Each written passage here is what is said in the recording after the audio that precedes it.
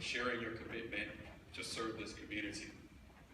May the journey we're about to embark on be one of good success, prosperity, peace. I want to take a moment to thank my parents and advance parents for being there at every stage of life and every turn that God has brought us on. To my church family, thank you for supporting me.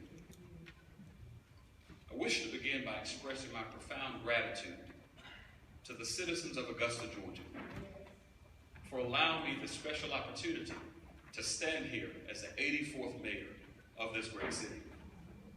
I'm here because of your profound trust, your faith in me, and the support that you've given me over these past 8 years, not just this year. Many of you are here today, and for that I say thank you. To my former colleagues in the legislature, I look forward to working with you in this new role. Thank you for being here. Thank you for supporting me. Thank you for our time together over these last 8 years. None more important of the things that I've learned than this truth, and that is the understanding of the power and of the goodness of the people who make up this great community. To the members of the commission, congratulations to those of you who have just been elected. To those of you who have already been serving, I look forward to working with you in the days ahead. To the former members of the commission, thank you for your service, and I too look forward to sharing our vision and our ideas with you. And to the mayors who have gone before me in leading this great city and providing me with powerful inspiration, and to their families for joining us today, I salute you. I say thank you to my friend, Mayor Copenhagen, and the others that are in this community and in this audience on today. Augusta, today we forge ahead a new era of leadership as one Augusta. Not a compartmentalized Augusta, but one Augusta.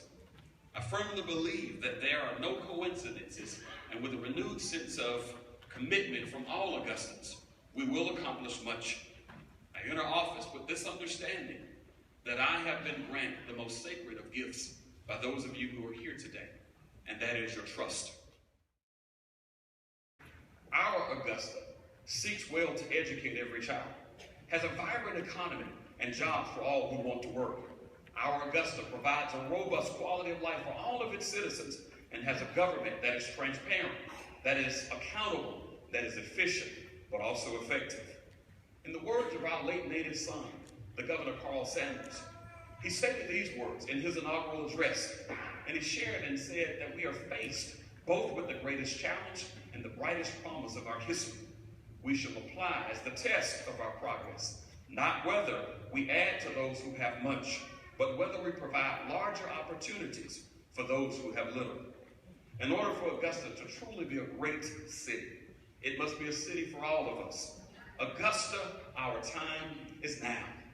The greatest challenge is not whether or not we're able to lead, but rather whether we're able to lay aside the weight of our egos and individual agendas, that we can then make one great Augusta.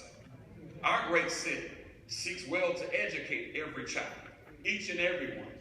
I understand, no, our city is not responsible for the schools, but that is no excuse.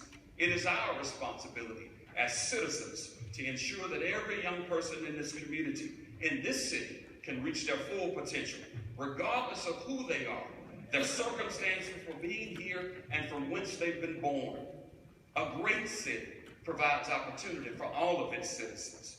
It does take a village to raise a child. In fact, it is time for this village that we call Augusta to stand and answer the call for our children. It is time for Augusta to stand tall and tell the world that we have the best schools and the best students in this country. Schools that will be a catalyst for job creation in every industry, from fine arts to fashion, from engineering to economics, from military science to mathematics, and computer science to cybersecurity. Our K-12 public schools will prepare our students to excel and thrive. This is the Augusta I see, and your local government will now be your biggest partner in this process, because I believe every child deserves an opportunity in one Augusta.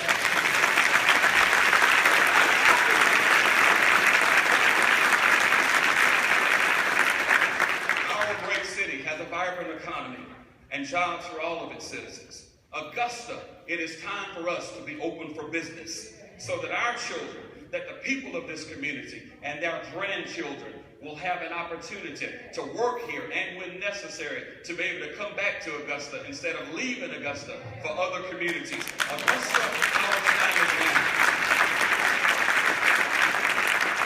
While we're counting on the private sector to lead the charge in job creation, we have a responsibility in city government to create a culture that fosters innovation and creativity in small businesses by removing bureaucratic barriers to progress and opportunity. And as your next mayor, I intend to lead the charge to removing the barriers that keep us from growing businesses in this city. Augusta, our time is now.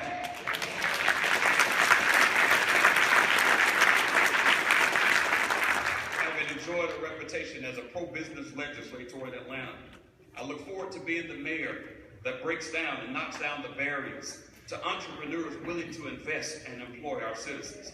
Augusta, our time is now. From nuclear reactors to nanotechnology, to healthcare and help desks, Augusta, our time is now. We've experienced growth in manufacturing, technology, and other areas of our economy. But in the days ahead, Augusta will lead the nation in the creation of cybersecurity and cyber technology jobs. Augusta, our time is now. Much emphasis has been placed on Fort Gordon, the cyber economy, and what will happen as people move into this community. In fact, the cyber economy will spur tremendous investment in every industry in our city. But we must prepare. As my good friend Mayor Copenhaver says often, it is not the fact that people will come, but it's the infrastructure that needs to be put in place. As your next mayor, I intend to make sure that we put that infrastructure in place.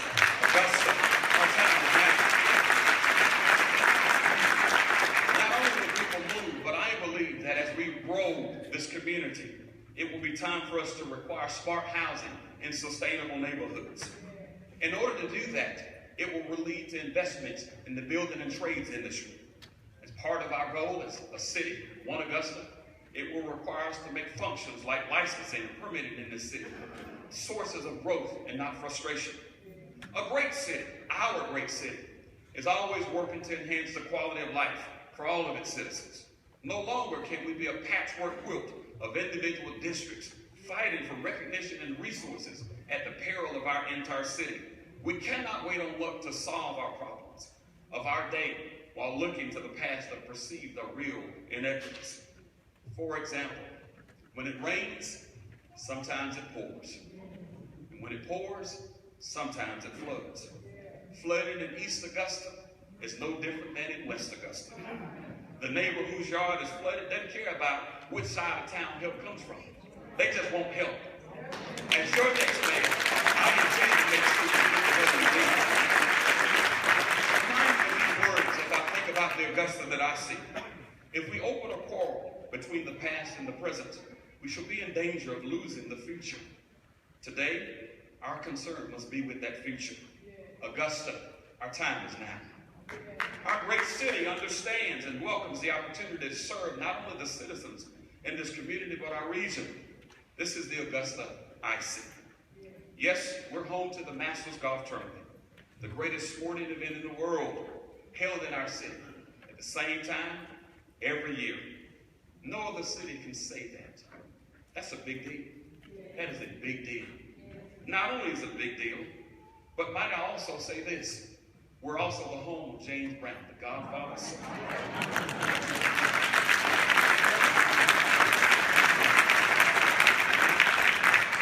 From arts in the hearts of Augusta to the Westerville Festival, the Greek Festival, the Hispanic festivals, and the Asian American festivals, Augusta has much to offer to those people who not only make this home, but those who travel in from throughout this region.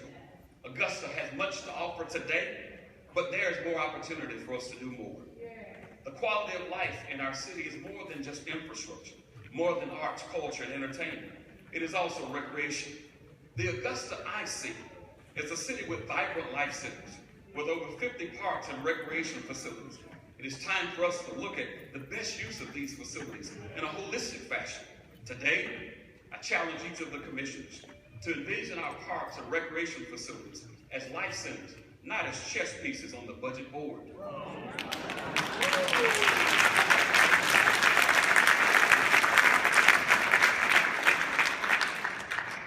Instead of cutting the lifeblood out of our many neighborhood parks and rec centers, we can focus not just on athletics, but also on academics.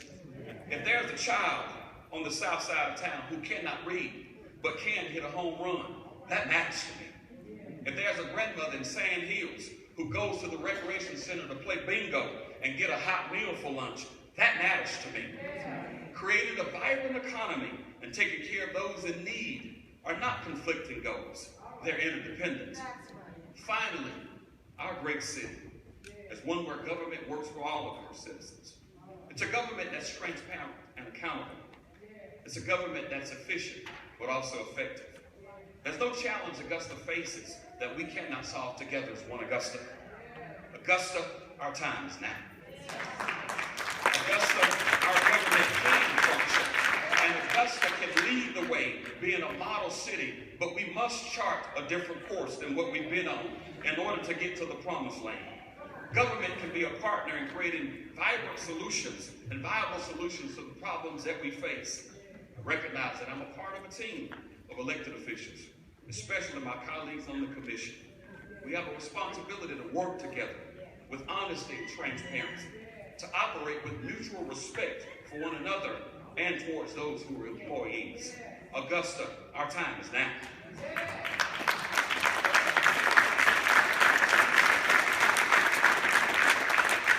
Let us join together. The future of our city depends on us. As we begin to do this term of public service together, we do so with energy and optimism and determination to succeed and excel. Our duty is not just to the citizens of today, but tomorrow and generations to come. In the words of President John Fitzgerald Kennedy, all this will not be finished in the first 100 days. In fact, nor will it be finished in the first 1,000 days, nor in the lifetime of this administration, nor even perhaps in the lifetime of this planet. But let us begin. In closing, my fellow Augustans, I end tonight where it all began for me, believing that dreams do come true, believing that a man cannot be what he cannot see, believing in obscure characters like Shamgar, a figure who we don't even mention or particularly read about in the Bible. But Shamgar was an obscure character, but he found himself in a very tough time in life. He found himself having to deal with a group of 600 Philistines. As I look over my time in the legislature and here in this city, I too have been an obscure character. Obscure in that, for many people, they suggest that I shouldn't be here. But I'm reminded of Shamgar. I believe in the possibilities of a better future. Shamgar, an obscure character, he took an ox goad and he slew 600 Philistines and created an opportunity for Israel to live and prosper at one of the most important times in the history of the Israeli people. And I believe, just as with Shamgar, with a simple ox goad, that if we start where we are, use what we have, do all we can, leave the results to God, we will be better. We will win together. We will not be a black Augusta. We will not be a white Augusta.